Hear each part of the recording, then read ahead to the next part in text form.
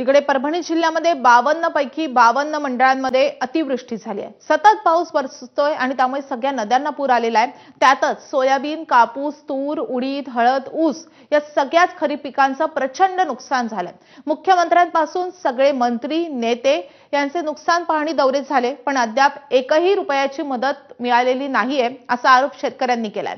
पीक विम्याचे महत्त्वाचे ट्रिगर काढून घेतल्यामुळे पीक विमाही मिळणं कठीण आहे।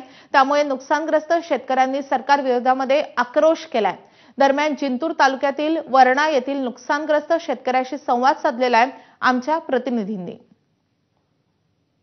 एकरी 25,000 रुपये खर्च केलता।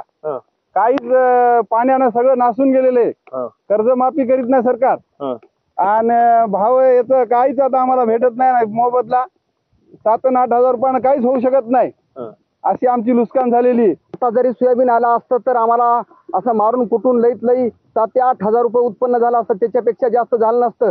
मजुरांना 4,000 रुपये घेऊन गेले असते।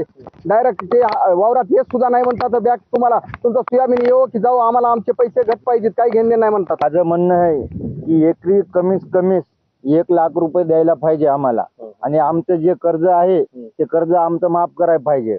आम्ही असं सरकारला सांगतो तर हे काय बघा आता हे कसं सोयाबीन झाले कसं आमचं पाण्यात गेले समज आम्ही काय करणार आता सांगा बरं। याला काहीच राहिलं नाही कसं खायचं कसं राहायचं। आता आमचं एवढंच म्हणणं आहे सरकारला की सरकारनं आम्हाला एकरी 1 लाख रुपये द्यायला पाहिजे आणि जे आमच्यावर कर्ज आहे ते कर्ज माफ करायला पाहिजे।